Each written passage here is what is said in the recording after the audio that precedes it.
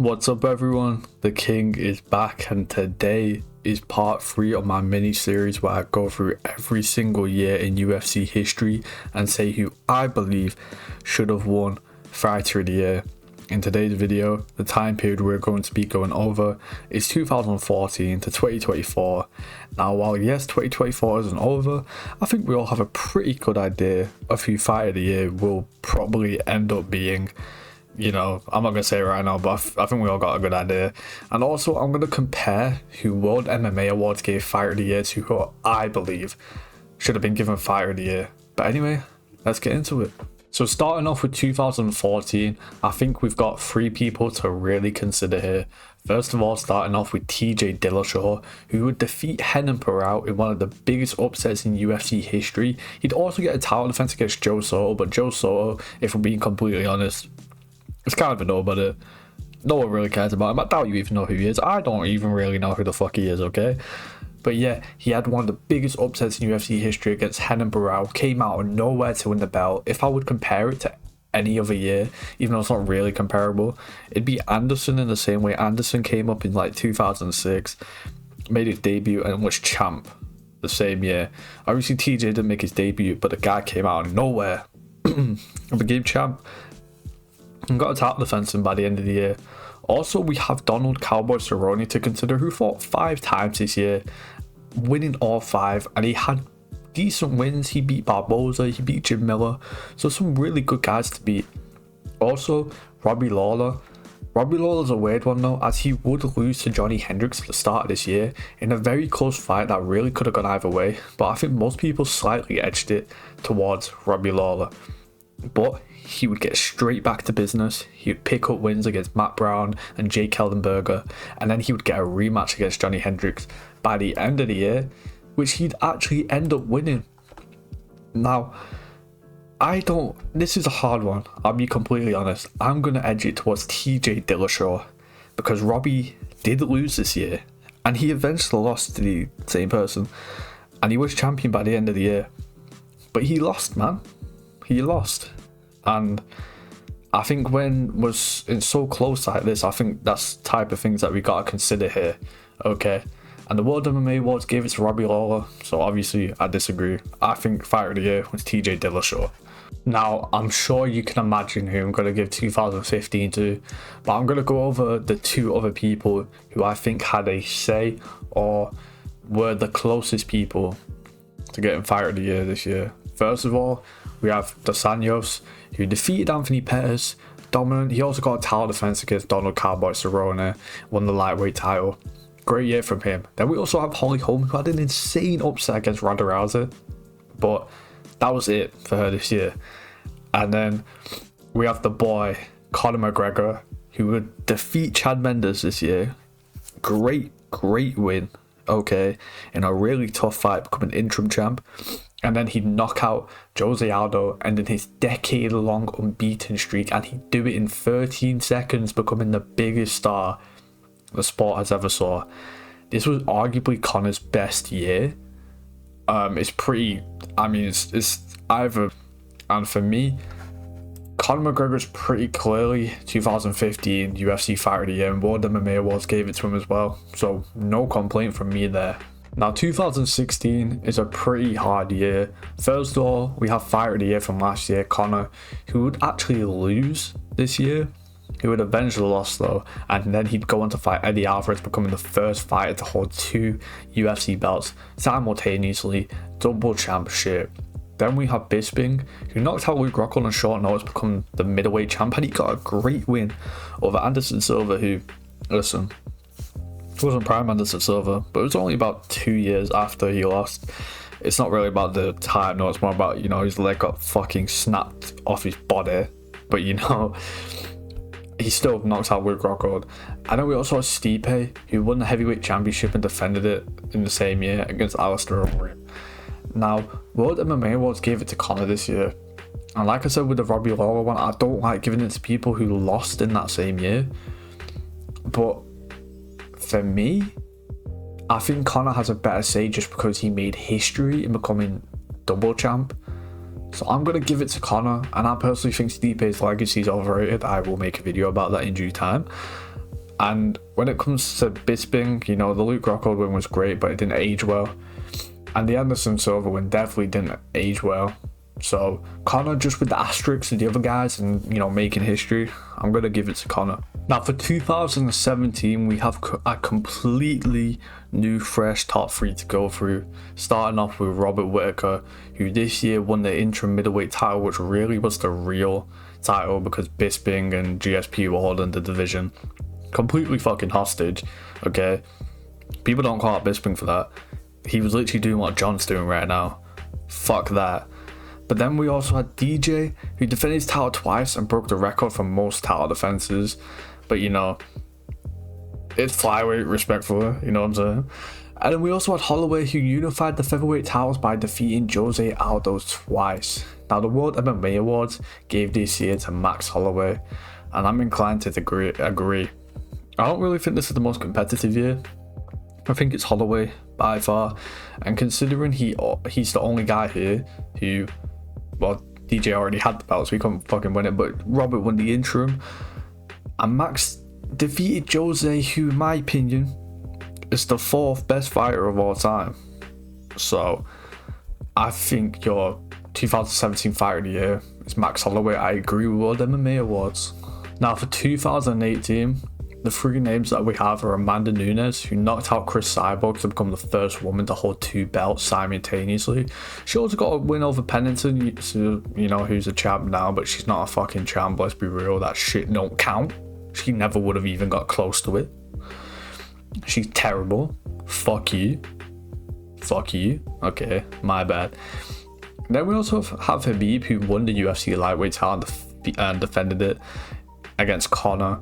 Obviously, insane fight, great win. Wasn't prime Conor, but still a great win. The Ally Quinter wins whatever. You know, people try to say like Ally Quinter did well in that fight. No, he fucking didn't. He got beat up. He lost every round. But then we also have DC, who beat Stipe and beat Derek Lewis to become the second fighter in UFC history to hold two belts at the same time. Now for me, it's between Khabib and DC, and I'm gonna give it DC. I think Stipe is higher all time than Conor. I think Derek Lewis is a better win than Ally Quinter, considering he also made history by being the second guy to hold two UFC belts at the same time. I think he's your fighter of the year of 2018, and World MMA Awards think the exact same thing as me. Now 2019, the first name I want to go over is Henry Cejudo, who captured the bantamweight title, becoming a two-division champ. He beat TJ in this year, but there's some asterisks on that win. Yes, TJ was on EPO, but he was also drained half to death. And Marlon Moraes is a win that did not age well at all. That win aged terribly. My voice keeps on going as well. Fuck. But we also have Masvidal, knocked out Ben Askren, fastest KO in UFC history. Beat Diaz the fuck up. Knocked out Darren Till. Masvidal had a great year. We also had Izzy, who beat Robert Whittaker, knocked him out, and had fight of the year against Kelvin Gastelum. Now, for me, this is definitely between Jorge and Izzy. Now, I don't know if Izzy's having a fight of the year is a good thing or not. Like, he struggled against Kelvin. That was a really hard fight for him, and yeah, fight of the year, but does that bring him down? You know, Masvidal just broke records. You know what I mean? Fastest knockout of all time. Masvidal dog walked everyone he fought this year. And obviously the wins weren't as good, but they were still good. They're still good wins, especially, you know, Darren Till at the time. Diaz was nowhere near as bad as he is now. Diaz has got really shit in the past few years. Ben Askren obviously was undefeated at the time. So I think this is the hardest year yet. I'm going to give it to Jorge Masvidal, but I think you could give it to Izzy. And I think your fighter of the year, 2019, could go either way. World MMA Awards gave it to Israel Adesanya. I'm giving it to Jorge, but I do not think that's a bad take at all. Now 2020 is probably the year so far where I think it has the lowest ceiling. First of all, we have Hamzat, who obviously burst on the scene. You know, he beat Gerald Mershaw, knocked him out, beat Reese McKee, beat some other bum. But like, I'm sorry, but he literally just beat fucking bums. he like, bro, like, I'm not gonna count that for much. I'm sorry, I'm not, like, it was really impressive, but like, he literally just beat three bums, man. Like, that was bad. Oh shit, that was a bad voice crack. Oh, damn. Damn. Jesus. Whoa. Anyway, but Reese McKee's not even UFC level. I don't remember the other guys' names. And GM Free is just a journeyman. Then we have Figgy, who beat Perez and had the most dominant performance I've personally seen in UFC history against Joseph Benavidez. Also, I should have mentioned Cody Garbrandt in 2016. Just saying. That Dominic Cruz performance is really overrated though. Hot take. I'm gonna do a fucking myth video soon and I'm gonna bring that up. I got some shit to say about that. But then we also got Yan, beat Dominic Reyes, beat Corey Anderson. But for me, just because the ceiling isn't that high this year, I'm going to give it to Kevin Holland. Won 5 fights. You know, some of the wins have aged well. You know, Fluffy Hernandez, Buckler, both wins that have aged very well. So it wasn't with Hamzat where they were actually just like fucking bombs. Like Darren Stewart was alright. Like, he was bottom of the barrel UFC level, but you know, he was alright. And then you had Charles, whatever the fuck his name was. And you had Jacare as well. Jacare, another good win. So Kevin wasn't beating bums where Hamzat was. And I'm going to give your UFC Fighter 2020 to Kevin Holland. And World MMA Awards gave it to Kamaru Usman, who I'm trying to think. That wasn't even Usman's best year from what I remember. Next year's his best year, but yeah, anyway, I give 2025 the year to Kevin Holland, and I disagree with World MMA Award. Now, for 2021, there's only really 2 names that I'm considering. You can throw Rose in there, she beat Whaley twice, but for me, the 2 standouts were Charles and Kamaru. Charles beat Michael Chandler, beat Dustin, winning the lightweight belt, inspiring story. Kamaru Usman defended his belt 3 times, beat Colby, beat Gilbert Burns, beat Masvidal. I'm gonna give it Kamaru just because he had a little bit of struggle in the Gilbert Burns fight, and you know the Colby fight was really competitive, but he dominated the Masvidal fight, knocked him the fuck out. Okay, Kamaru, my boy, he's gonna get his fucking belt back.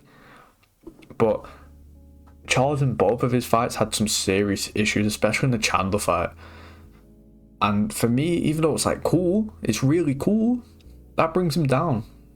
Because, you know, he took a lot of damage. And Kamaru also had more wins. I think, you know, Colby and Gilbert are better wins than Chandler. I think Poirier is better. The best win out of that either of them got. But for me, 2021 fight of the year is Kamaru Usman.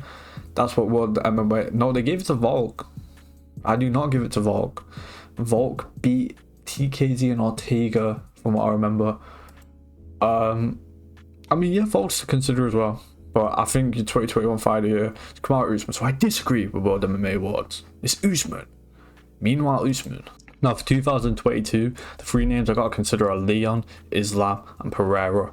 Leon obviously knocked out Usman this year, but just considering like he was getting his fucking ass beat for like 90% of the fight, and that fucking went on to ruin the division, by the way. Usman should have won that shit. I'm not going to give it Leon. Then Islam beat Charles. Insane win. But like his second best win was Bobby Green, which is good. But it's not fight of the year good. And then next up we got the boy Alex Pereira, which this year he would obviously become champ by knocking out Izzy. And he'd also knock out Strickland this year before knocking out Izzy. Those are 2 former champs. One of them being Izzy, who's the 2nd greatest middleweight of all time. Like the 3rd best fighter in the past like 5 years. You know what I mean? So for me, 2022 was given to Leon, which I think is bullshit. Sorry, my throat is fucking up. Whoa. That sounds crazy. But I think this year's clearly Alex Pereira, and I don't even think it's close. So I disagree with what MMA was. My 2022 fighter of the year is Alex Poatan Pereira. Now, for some reason, the website I'm using doesn't have the fighter of the year for World MMA Awards, so I'm just going to go off who ESPN gave. ESPN gave it to Sean O'Malley, who in this year had 1 win against Aljamain Sterling, knocking him out, which, don't get me wrong, very impressive, but he is not my fighter of the year. Okay, for me, it's very clearly between Poatan, Alex Pereira, and Islam Makhachev. Now, Alex this year would get knocked out by Israel at the start of the year, but then he'd move up to light heavyweight, get a win over Jan Blachowicz, who beat Izzy, and then by the end of the year, he was light heavyweight champ by knocking out Yuri Prochazka. Islam Makhachev, on the other hand, would have the pound for pound fight against Alexander Volkanovski, winning that fight, first fight by decision, and then knocking him out cold in the rematch. For me, I'd give fight of the year to Islam Makhachev, just considering he didn't lose like Alex Pereira, and he definitely had like the better win than compared to fucking Sean O'Malley. Okay, so my 2023 fight of the year is Islam Makhachev. Now 2024, I'm gonna do this quick because of the year ain't even over yet.